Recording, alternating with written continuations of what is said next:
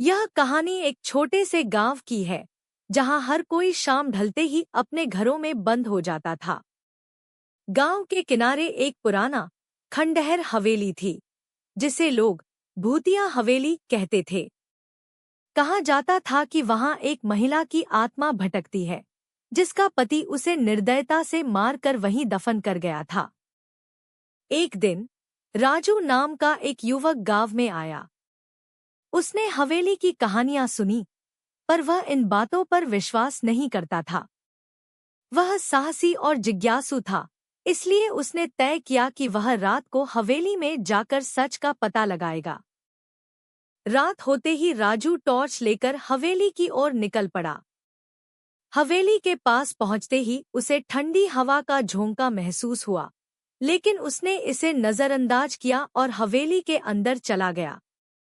अंदर हर चीज टूटी फूटी और धूल से ढकी थी। दीवारों पर अजीब सी लकीरें और पुराने चित्र बने हुए थे। जैसे ही राजू ने कदम आगे बढ़ाया, उसे किसी के पैरों की आहट सुनाई दी। उसने मुड़कर देखा, पर वहां कोई नहीं था। तभी एक महिला की कराहती हुई आवाज सुनाई दी, मुझे न्याय चाहिए। राजू का दिल तेजी से धड़कने लगा, लेकिन उसने खुद को संभाला और आवाज की दिशा में बढ़ा। अचानक सामने की दीवार से धुंधली सी आकृति निकलकर उसके सामने आ गई। वह एक महिला की आत्मा थी, जिसके चेहरे पर दर्द और गुस्सा था। उसकी आंखें लाल थीं और उसका चेहरा विकृत हो चुका था। उसने राजू की ओर इशारा करते हुए कहा, तू भी वही करेगा जो उस पापी ने किया था? राजू डर के मारे कांपने लगा। उसकी टॉर्च गिर गई और चारों ओर अंधेरा छा गया।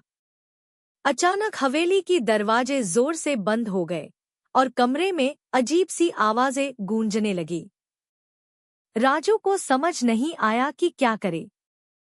वह भागने की कोशिश करने लगा, पर दरवाजे बंद थे। आत्मा की चीखें और तेज हो गईं। वह राजू की ओर बढ़ने लगी। राजू ने पूरी ताकत से दरवाजा खोलने की कोशिश की और किसी तरह बाहर निकलने में कामयाब हुआ। बाहर आते ही हवेली शांत हो गई, लेकिन उसके मन में डर की गहरी छाप छोड़ गई।